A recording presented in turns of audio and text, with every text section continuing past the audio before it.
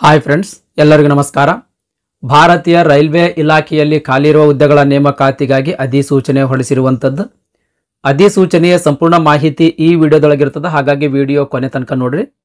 ಭಾರತದಾದ್ಯಂತ ಒಟ್ಟಾರೆಯಾಗಿ 32,438 ಹುದ್ದೆಗಳು ಖಾಲಿ ಇರುವಂಥದ್ದು. ಅಂದ್ರೆ ಭಾರತದಲ್ಲಿರುವಂಥ ಎಲ್ಲಾ ವಲಯಗಳಲ್ಲಿನ ಖಾಲಿ ಇರ್ತಕ್ಕಂಥ ಹುದ್ದೆಗಳು ಸೇರಿಸಿದ್ರೆ ಒಟ್ಟಾರೆಯಾಗಿ 32,438 ಹುದ್ದೆಗಳು ಖಾಲಿ ಇರುವಂಥದ್ದು. ಈ 32,438 ಹುದ್ದೆಗಳಲ್ಲಿ ಸೌತ್ ವೆಸ್ಟರ್ನ್ ರೈಲ್ವೆ ಹುಬ್ಬಳ್ಳಿ ವಲಯದಲ್ಲಿ 503 ಹುದ್ದೆಗಳು ಖಾಲಿ ಇರುವಂಥದ್ದು. ಆ 32,000 ಪ್ಲಸ್ ಏನು ಹುದ್ದೆಗಳಿದ್ವಲ್ರಿ, ಅದರಲ್ಲಿ ಕೇವಲ 503 ಹುದ್ದೆಗಳು ಮಾತ್ರ ಖಾಲಿ ಇರುವಂಥದ್ದು.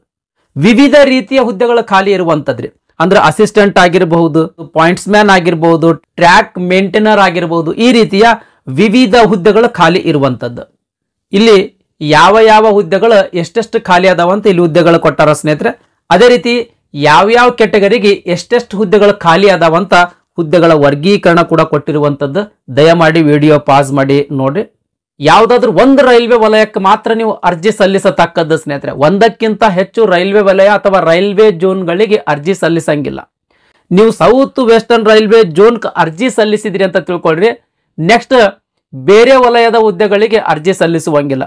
ಭಾರತದಲ್ಲಿರುವಂತ ಯಾವುದಾದ್ರೂ ಒಂದು ರೈಲ್ವೆ ವಲಯಕ್ಕೆ ಮಾತ್ರ ನೀವು ಅರ್ಜಿ ಸಲ್ಲಿಸಬೇಕು.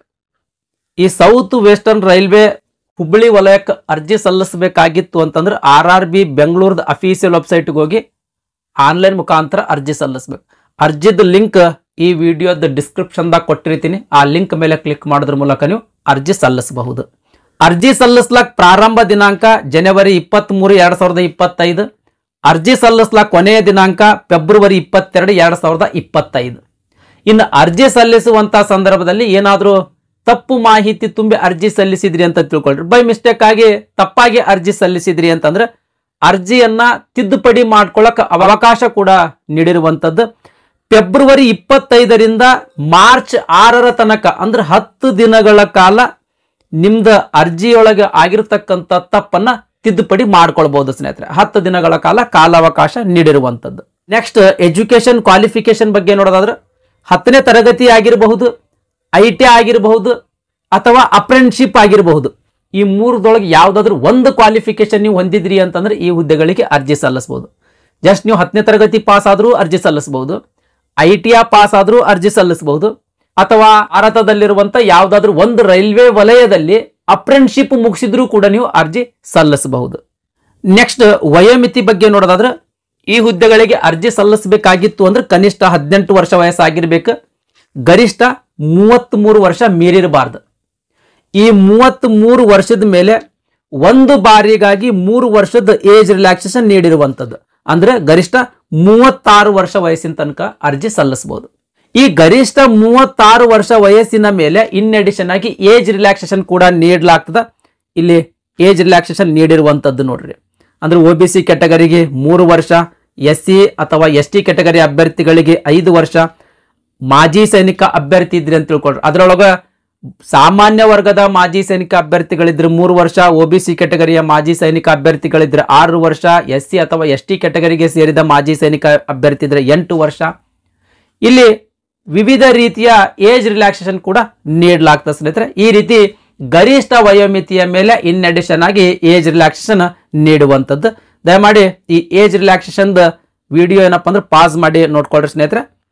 ನೆಕ್ಸ್ಟ್ ಅರ್ಜಿ ಶುಲ್ಕದ ಬಗ್ಗೆ ನೋಡೋದಾದ್ರೆ ಅಂಗವಿಕಲ ಅಭ್ಯರ್ಥಿಗಳು, ಮಹಿಳಾ ಅಭ್ಯರ್ಥಿಗಳು, ಟ್ರಾನ್ಸ್ಜೆಂಡರ್ ಅಂದ್ರೆ ತೃತೀಯ ಲಿಂಗಿಯ ಅಭ್ಯರ್ಥಿಗಳು, ಮಾಜಿ ಸೈನಿಕ ಅಭ್ಯರ್ಥಿಗಳು, SC ST ಮೈನಾರಿಟಿ ಕೆಟಗರಿ, ಆಮೇಲೆ ಎಕನಾಮಿಕಲಿ ಬ್ಯಾಕ್ವರ್ಡ್ ಕ್ಲಾಸಸ್ ಕೆಟಗರಿಯ ಅಭ್ಯರ್ಥಿಗಳಿಗೆ 250 ರೂಪಾಯಿ ಅರ್ಜಿ ಶುಲ್ಕ ಇರುವಂಥದ್ದು.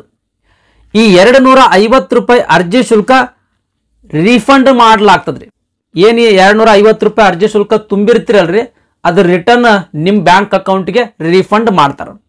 ಈ ಕೆಟಗರಿಗಳನ್ನ ಹೊರತುಪಡಿಸಿ ಉಳಿದಿರ್ತಕ್ಕಂಥ ಎಲ್ಲಾ ಕೆಟಗರಿಯ ಅಭ್ಯರ್ಥಿಗಳಿಗೆ 500 ರೂಪಾಯಿ ಅರ್ಜಿ ಶುಲ್ಕ ಇರುವಂಥದ್ದು. ಈ 500 ರೂಪಾಯಿ ಅರ್ಜಿ ಶುಲ್ಕ ಏನ್ ತುಂಬಿರ್ತಿರಲ್ರಿ, ಈ 500 ರೂಪಾಯಿದೊಳಗ 400 ರೂಪಾಯಿ ನಿಮಗೆ ರೀಫಂಡ್ ಮಾಡ್ತಾರೆ, ನಿಮ್ ಬ್ಯಾಂಕ್ ಅಕೌಂಟ್ಗೆ ಕ್ರೆಡಿಟ್ ಮಾಡ್ತಾರೆ. ಈ ರೀಫಂಡ್ ಯಾವಾಗ ಮಾಡ್ತಾರ ಅಂತಂದ್ರ ಈ ಹುದ್ದೆಗಳಿಗೆ ಕಂಪ್ಯೂಟರ್ ಬೇಸ್ಡ್ ಟೆಸ್ಟ್ ಅಂತ ಒಂದು ಸ್ಪರ್ಧಾತ್ಮಕ ಪರೀಕ್ಷೆ ಏನಿರ್ತದಲ್ರಿ ಆ ಸ್ಪರ್ಧಾತ್ಮಕ ಪರೀಕ್ಷೆಗೆ ಅಟೆಂಡ್ ಆದ್ರೆ ಮಾತ್ರ ಈ ಅಮೌಂಟ್ ಏನಲ್ರಿ ನಿಮ್ಮ ಅಕೌಂಟಿಗೆ ರೀಫಂಡ್ ಮಾಡ್ತಾರೆ. ರೀಫಂಡ್ ಯಾವ ರೀತಿ ಮಾಡ್ತಾರ? ಅಪ್ಲಿಕೇಶನ್ ಹಾಕಬೇಕಾದ್ರೆ ಬ್ಯಾಂಕ್ ಅಕೌಂಟ್ ಡೀಟೇಲ್ಸ್ ತುಂಬಲಾಕ್ ಹೇಳಿರ್ತಾರೆ. ಯಾವ್ದು ಬ್ಯಾಂಕ್ ಅಕೌಂಟ್ ನೀವು ತುಂಬಿರ್ತೀರಿ ಆ ಬ್ಯಾಂಕ್ ಅಕೌಂಟಿಗೆ ನಿಮ್ದು ಅಪ್ಲಿಕೇಶನ್ ಫೀ ರೀಫಂಡ್ ಮಾಡ್ಲಾಗ್ತದೆ ಸ್ನೇಹಿತರೆ. ರೀಫಂಡ್ ಕೇವಲ ಎಕ್ಸಾಮ್ಗೆ ಅಟೆಂಡ್ ಆದವರಿಗೆ ಮಾತ್ರ ಮಾಡ್ಲಾಗ್ತದ್ರಿ, ನೆನಪಿರ್ಲಿ. ನೆಕ್ಸ್ಟ್ ನೇಮಕಾತಿ ಹಂತಗಳ ಬಗ್ಗೆ ನೋಡೋದಾದ್ರೆ ಕಂಪ್ಯೂಟರ್ ಬೇಸ್ಡ್ ಟೆಸ್ಟ್ ಇರ್ತದ, physical efficiency test, document verification, medical examination. 4 ಹಂತಗಳಲ್ಲಿ ನೇಮಕಾತಿ ಮಾಡ್ಕೊಳ್ಳಾಗ್ತದೆ. ಮೊದಲನೇದಾಗಿ ಕಂಪ್ಯೂಟರ್ ಬೇಸ್ಡ್ ಟೆಸ್ಟ್ ಬಗ್ಗೆ ನೋಡೋದಾದ್ರೆ 90 ನಿಮಿಷ ಸಮಯಾವಕಾಶ ಇರ್ತದ್ರಿ. ಈ ಕಂಪ್ಯೂಟರ್ ಬೇಸ್ಡ್ ಟೆಸ್ಟ್ ಏನದಲ್ರಿ 90 ನಿಮಿಷ ಸಮಯಾವಕಾಶ ಇರುವಂತ ಒಂದು ಎಕ್ಸಾಮ್ ಇದು. 100 ಪ್ರಶ್ನೆಗಳಿರ್ತಾವ. ಈ ಎಕ್ಸಾಮ್ದೊಳಗೆ 100 ಪ್ರಶ್ನೆಗಳಿರ್ತಾವ. ಪ್ರತಿ ಪ್ರಶ್ನೆಗೆ 1 ಅಂಕ ಅಂತಂದ್ರೆ 100 ಅಂಕಗಳದ್ದು ಎಕ್ಸಾಮ್ ಸ್ನೇಹಿತರೆ. 100 ಮಾರ್ಕ್ಸ್ ಇದೊಂದು ಎಕ್ಸಾಮ್. ಈ 100 ಮಾರ್ಕ್ಸ್ ಒಳಗ ಯಾವ ಸಬ್ಜೆಕ್ಟಿಗೆ ಎಷ್ಟು ಮಾರ್ಕ್ಸ್ ಪ್ರಶ್ನೆ ಕೇಳ್ತಾರ ಅಂತ ಅನ್ನೋದ್ರ ಬಗ್ಗೆ ನೋಡೋದಾದ್ರೆ ಜನರಲ್ ಸೈನ್ಸಿಗೆ 25 ಅಂಕಗಳ ಪ್ರಶ್ನೆ ಕೇಳ್ತಾರ, ಅಂದ್ರೆ ಸಾಮಾನ್ಯ ವಿಜ್ಞಾನದ 25 ಅಂಕಗಳು, ಗಣಿತಕ್ಕೆ ಸಂಬಂಧಿಸಿದಂಗ 25 ಅಂಕಗಳು, ಜನರಲ್ ಇಂಟೆಲಿಜೆನ್ಸ್ ಮತ್ತು ರೀಸನಿಂಗ್ಗೆ ಸಂಬಂಧಿಸಿದಂತ 30 ಅಂಕಗಳು, ಜನರಲ್ ಅವೇರ್ನೆಸ್ ಮತ್ತು ಕರೆಂಟ್ ಅಫೇರ್ಸ್ಗೆ ಸಂಬಂಧಿಸಿದಂಗ 20 ಅಂಕಗಳು. ಈ ರೀತಿ 100 ಅಂಕದ ಆಗಿರ್ತದ್ರಿ. ಈ exam objective type question pattern ಅನ್ನ ಹೊಂದಿರ್ತದ. ಅಂದ್ರೆ ಒಂದು ಪ್ರಶ್ನೆ ಇರ್ತದ, ಅದಕ್ಕೆ ABCD ಅಂತ 4 ಆಪ್ಷನ್ಸ್ಗಳಿರ್ತಾವ. ಈ 4 ಆಪ್ಷನ್ಸ್ಗಳಲ್ಲೇ ಸರಿಯಾದ ಒಂದು ಉತ್ತರ ಇರ್ತದ. ಆ ಉತ್ತರವನ್ನು ನೀವು ಟಿಕ್ ಮಾಡೋದಿರ್ತದ. ಈ ರೀತಿ ಎಕ್ಸಾಮ್ ಕ್ವಶನ್ ಪೇಪರ್ ಇರುವಂಥದ್ದು.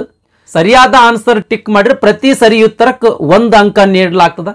ಇನ್ ಕೇಸ್ ಸರಿ ಉತ್ತರ ಟಿಕ್ ಮಾಡುವಲ್ಲಿ ನೀವು ತಪ್ಪು ಉತ್ತರ ಟಿಕ್ ಮಾಡಿದ್ರಿ ಅಂತ ತಿಳ್ಕೊಳ್ರಿ, ಪ್ರತಿ ತಪ್ಪು ಉತ್ತರಕ್ಕೆ 1/3 ಮಾರ್ಕ್ಸ್ ಡಿಡಕ್ಟ್ ಮಾಡಲಾಗ್ತದೆ.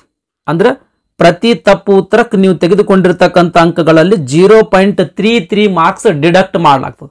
ಇನ್ ಕೇಸ್ ನೀವು 3 ತಪ್ಪು ಉತ್ತರ ಟಿಕ್ ಮಾಡಿದ್ರಿ ಅಂತ ತಿಳ್ಕೊಡ್ರಿ, ನೀವು ತೆಗೆದುಕೊಂಡಿರ್ತಕ್ಕಂಥ ಅಂಕಗಳಲ್ಲಿ 1 ಮಾರ್ಕ್ಸ್ ಡಿಡಕ್ಟ್ ಮಾಡಲಾಗ್ತದೆ. ಈ ರೀತಿ ನೆಗೆಟಿವ್ ವ್ಯಾಲ್ಯೂಯೇಷನ್ ಇರುವಂಥದ್ದು. ನೆಕ್ಸ್ಟ್ ಎಕ್ಸಾಮ್ ಕನ್ನಡ ಭಾಷೆ ಒಳಗೆ ಇರ್ತದ್ರಿ. ಈ ಎಕ್ಸಾಮ್ ಕನ್ನಡ ಭಾಷೆ ಒಳಗೆ ಇರುವಂಥದ್ದು. ನೆಕ್ಸ್ಟ್ ಈ ಎಕ್ಸಾಮ್ದು ಸಿಲೆಬಸ್ ನೋಡೋದಾದ್ರೆ ಮ್ಯಾಥಮೆಟಿಕ್ಸ್ ಅಂದ್ರೆ ಮ್ಯಾಥಮೆಟಿಕ್ಸ್ ಒಳಗೆ ಏನೇನು ಕೇಳ್ತಾರ ಅಂತ ಇಲ್ಲಿ ಸಿಲೆಬಸ್ ಕೊಟ್ಟಿರುವಂಥದ್ದು. ಆಮೇಲೆ general intelligence and reasoning, general science, ಇಲ್ಲಿ ಪ್ರತಿಯೊಂದನ್ನ ಸಿಲೆಬಸ್ ಕೊಟ್ಟಿರುವಂಥದ್ದು ಸ್ನೇಹಿತರೆ. ದಯಮಾಡಿ ವಿಡಿಯೋ ಪಾಸ್ ಮಾಡಿ ನೋಡ್ರಿ. ಈ ಕಂಪ್ಯೂಟರ್ ಬೇಸ್ಡ್ ಟೆಸ್ಟ್ ನಲ್ಲಿ ಅತಿ ಹೆಚ್ಚು ಅಂಕ ಗಳಿಸಿರ್ತಕ್ಕಂಥ ಒಂದು ಹುದ್ದೆಗೆ 3 ಜನ ಅಭ್ಯರ್ಥಿಗಳಂತೆ ಫಿಸಿಕಲ್ ಎಫಿಸಿಯನ್ಸಿ ಟೆಸ್ಟಿಗೆ ಆಯ್ಕೆ ಮಾಡ್ತಾರೆ. ಫಿಸಿಕಲ್ ಎಫಿಸಿಯನ್ಸಿ ಟೆಸ್ಟ್ ಕಡ್ಡಾಯವಾಗಿ ನೀವು ಪಾಸ್ ಆಗ್ಲೇಬೇಕ್ರಿ, ಅಂದ್ರೆ ಮಾತ್ರ ನಿಮಗೆ ನೇಮಕಾತಿ ಮಾಡ್ಕೊಳ್ತಾರ, ಇಲ್ಲಂದ್ರೆ ನೇಮಕಾತಿ ಮಾಡ್ಕೊಳ್ಳಂಗಿಲ್ಲ. ಇದು ಒಂದು ಕ್ವಾಲಿಫೈಯಿಂಗ್ ಎಕ್ಸಾಮ್ ರೀ. ಫಿಸಿಕಲ್ ಎಫಿಸಿಯನ್ಸಿ ಟೆಸ್ಟ್ ಅಂತ ಅನ್ನೋದು ಒಂದು ಕ್ವಾಲಿಫೈಯಿಂಗ್ ಟೆಸ್ಟ್ ಸ್ನೇಹಿತರೆ. ಇದು ಕಂಪಲ್ಸರಿ ಎಲ್ಲರೂ ಪಾಸ್ ಆಗ್ಲೇಬೇಕು. ಈ ಫಿಸಿಕಲ್ ಎಫಿಸಿಯನ್ಸಿ ಟೆಸ್ಟ್ ಬಗ್ಗೆ ನೋಡೋದಾದ್ರೆ ಮೊದಲನೇದಾಗಿ ಪುರುಷ ಅಭ್ಯರ್ಥಿಗಳಿಗೆ 35 ನಿಮಿಷ ತೂಕದ ಒಂದು ಬ್ಯಾಗ್ ಇರ್ತದ. ಅದನ್ನ 2 ನಿಮಿಷದೊಳಗ 100 ಮೀಟರ್ ದೂರದ ತನಕ ಒಯ್ಬೇಕು. ವಜ್ಜಾಗದಂತ ಮತ್ತೆ ಎಲ್ಲೂ ಇಳಿಸಂಗಿಲ್ಲ ಸ್ನೇಹಿತರೆ. 100 ಮೀಟರ್ ತನಕ ನೀವು ಅದನ್ನ ತಗೊಂಡು ಹೋಗ್ಬೇಕು. ಅದು 2 ನಿಮಿಷ ಸಮಯಾವಕಾಶ ಇರ್ತದೆ. ವೇಟ್ ಎಷ್ಟು ಇರ್ತದ್ರಿ? 35 kg ಇರ್ತದೆ. ಒಂದೇ ಒಂದು ಚಾನ್ಸ್ ಕೊಡ್ತಾರೆ ನಿಮಗೆ. ಒಂದು ಚಾನ್ಸ್ ಒಳಗನ ನೀವು 100 ಮೀಟರ್ ತನಕ ತಗೊಂಡು ಹೋಗ್ಬೇಕು, ಎಲ್ಲಿನೂ ಇಳಿಸಂಗಿಲ್ಲ ಸ್ನೇಹಿತರೆ. ನೆಕ್ಸ್ಟ್ 1000 ಮೀಟರ್ ರನ್ನಿಂಗ್ ಇರ್ತದ, ಓಡೋದಿರ್ತದ. 4 ನಿಮಿಷ 15 ಸೆಕೆಂಡ್ ಒಳಗ ಈ 1000 ಮೀಟರ್ ಓಟವನ್ನ ಕಂಪ್ಲೀಟ್ ಮಾಡ್ಬೇಕು ಸ್ನೇಹಿತರೆ. ಇವೆರಡನ್ನ ಕಡ್ಡಾಯವಾಗಿ ಪಾಸ್ ಮಾಡಲೇಬೇಕು. ಇನ್ನು ಮಹಿಳಾ ಅಭ್ಯರ್ಥಿಗಳಿಗೆ 20 kg ತೂಕ ಇರ್ತಕ್ಕಂಥದ್ದನ್ನ 2 ನಿಮಿಷದೊಳಗ 100 ಮೀಟರ್ ದೂರ ಅದನ್ನ ತಗೊಂಡು ಹೋಗ್ಬೇಕು, ಎಲ್ಲೂ ವಜ್ಜಾಗದಂತ ಇಳಿಸಂಗಿಲ್ಲ ಸ್ನೇಹಿತರೆ. ನೆಕ್ಸ್ಟ್ 5 ನಿಮಿಷ 40 ಸೆಕೆಂಡ್ ಒಳಗ 1000 ಮೀಟರ್ ದೂರವನ್ನ ನೀವು ಓಡ್ಬೇಕು, ರನ್ನಿಂಗ್ ಮಾಡ್ಬೇಕು ಸ್ನೇಹಿತರೆ. ಇವೆರಡನ್ನ ಕಂಪ್ಲೀಟ್ ಮಾಡಿದ್ರಿ ಅಂತಂದ್ರೆ ಫಿಸಿಕಲ್ ಎಫಿಸಿಯನ್ಸಿ ಟೆಸ್ಟ್ ಪಾಸ್ ಆದಂಗ ಸ್ನೇಹಿತರೆ. ಫಿಸಿಕಲ್ ಎಫಿಸಿಯನ್ಸಿ ಟೆಸ್ಟ್ ಪಾಸ್ ಆಗಿರ್ತಕ್ಕಂಥ ಅಭ್ಯರ್ಥಿಗಳಿಗೆ ಡಾಕ್ಯುಮೆಂಟ್ ವೆರಿಫಿಕೇಶನ್ಗೆ ಕರೀತಾರ. ಎಲ್ಲ ಒರಿಜಿನಲ್ ಡಾಕ್ಯುಮೆಂಟ್ಸ್ಗಳ ಚೆಕ್ ಮಾಡ್ತಾರೆ ಸ್ನೇಹಿತರೆ. ನೆಕ್ಸ್ಟ್ ಡಾಕ್ಯುಮೆಂಟ್ ವೆರಿಫಿಕೇಶನ್ ಆದ್ಮೇಲೆ ಮೆಡಿಕಲ್ ಎಕ್ಸಾಮ್ ಇರ್ತದ. ಈ ಮೆಡಿಕಲ್ ಎಕ್ಸಾಮ್ ಆಯಿತು ಅಂತಂದ್ರೆ ನಿಮಗೆ ನೇಮಕಾತಿ ಮಾಡ್ಕೊಳ್ತಾರ. ನೆಕ್ಸ್ಟ್ ಈ ಮೆರಿಟ್ ಲಿಸ್ಟ್ ಯಾವ ರೀತಿ ಪ್ರಿಪೇರ್ ಮಾಡ್ತಾರ ಅಂತ ಅನ್ನೋದ್ರ ಬಗ್ಗೆ ನೋಡೋದಾದ್ರೆ ಈ CBT ಟೆಸ್ಟ್ ಅಂತ ಏನಿತ್ತಲ್ರಿ, ಕಂಪ್ಯೂಟರ್ ಬೇಸ್ಡ್ ಟೆಸ್ಟ್ ಏನ್ ಎಕ್ಸಾಮ್ ಇತ್ತಲ್ರಿ, ಅದರಲ್ಲಿ ಅತಿ ಹೆಚ್ಚು ಅಂಕ ಗಳಿಸಿರ್ತಕ್ಕಂಥ ಅಭ್ಯರ್ಥಿಗಳನ್ನ ನೇಮಕಾತಿ ಮಾಡ್ಕೊಳ್ತಾರ. ನೆಕ್ಸ್ಟ್ ಅರ್ಜಿ ಹೆಂಗ್ ಸಲ್ಲಿಸೋದು ಅಂತ ಇಲ್ಲಿ ಹೌ ಟು ಅಪ್ಲೈ ಅಂತ ಗೈಡ್ಲೈನ್ಸ್ ಕೊಟ್ಟಾರ ಸ್ನೇಹಿತರೆ. ನೋಟಿಫಿಕೇಶನ್ ಲಿಂಕ್ ಈ ವಿಡಿಯೋದ ಡಿಸ್ಕ್ರಿಪ್ಷನ್ ದಾಗ ಕೊಟ್ಟಿರ್ತೀನಿ. ಆ ಲಿಂಕ್ ಮೇಲೆ ಕ್ಲಿಕ್ ಮಾಡೋದ್ರ ಮೂಲಕ ಗೈಡ್ಲೈನ್ಸ್ ಅನ್ನ ಒಮ್ಮೆ ಕಂಪ್ಲೀಟ್ ಆಗಿ ಓದಿ ತದನಂತರ ಅರ್ಜಿ ಸಲ್ಲಿಸ್ರಿ. ನೆಕ್ಸ್ಟ್ ಇವು RRB ಅಫೀಷಿಯಲ್ ವೆಬ್ಸೈಟ್ ಸ್ನೇಹಿತರೆ. ಯಾವ ರೈಲ್ವೆ ಜೋನ್ ಅರ್ಜಿ ಸಲ್ಲಿಸಬೇಕಂತೀರಿ ಆ ಜೋನಿನ RRB ಅಫೀಷಿಯಲ್ ವೆಬ್ಸೈಟ್ಗೆ ಹೋಗಿ ಆನ್ಲೈನ್ ಮುಖಾಂತರ ಅರ್ಜಿ ಸಲ್ಲಿಸಬೇಕು. ನೋಡ್ರಿ SWR ಜೋನ್ಗೆ ಅರ್ಜಿ ಸಲ್ಲಿಸಬೇಕಾಗಿತ್ತು ಅಂದ್ರೆ ಇಲ್ಲಿ ಬೆಂಗಳೂರು RRB ಅಫೀಷಿಯಲ್ ವೆಬ್ಸೈಟ್ ಕಾಣ್ತಿರ್ತದ. ಈ ಅಫೀಷಿಯಲ್ ವೆಬ್ಸೈಟ್ಗೆ ಹೋಗಿ ಅರ್ಜಿ ಸಲ್ಲಿಸಬೇಕು ಸ್ನೇಹಿತರೆ. ಯಾವ್ದಾದ್ರೂ ಒಂದು ರೈಲ್ವೆ ಜೋನಿಗೆ ಮಾತ್ರ ಅರ್ಜಿ ಸಲ್ಲಿಸಬೇಕು. ಒಂದಕ್ಕಿಂತ ಹೆಚ್ಚು ರೈಲ್ವೆ ಜೋನ್ಗಳಿಗೆ ಅರ್ಜಿ ಸಲ್ಲಿಸುವಂಗಿಲ್ಲ ಸ್ನೇಹಿತರೆ. ಇದಿಷ್ಟು ರೈಲ್ವೆ ಇಲಾಖೆಯಲ್ಲಿ ಖಾಲಿ ಇರುವಂತಹ ಹುದ್ದೆಗಳ ನೇಮಕಾತಿಗಾಗಿ ಹೊರಡಿಸಿರುವಂತಹ ಅಧಿಸೂಚನೆಯ ಮಾಹಿತಿಯಾಗಿತ್ತು. ಈ ವಿಡಿಯೋ ನಿಮ್ಗೆ ಇಷ್ಟ ಆಗಿತ್ತು ಅಂದ್ರೆ ದಯಮಾಡಿ ಲೈಕ್ ಬಟನ್ ಮೇಲೆ ಪ್ರೆಸ್ ಮಾಡ್ರಿ. ಅದೇ ರೀತಿ ನಿಮ್ಮ ಫ್ರೆಂಡ್ಸ್ರಿಗೂ ಕೂಡ ಶೇರ್ ಮಾಡ್ರಿ ಅಂತ ವಿನಂತಿಸಿಕೊಳ್ತಾ ಇವತ್ತಿನ ವಿಡಿಯೋವನ್ನ ಮುಗಿಸ್ತಾ ಇದ್ದೀನಿ. ಧನ್ಯವಾದಗಳು.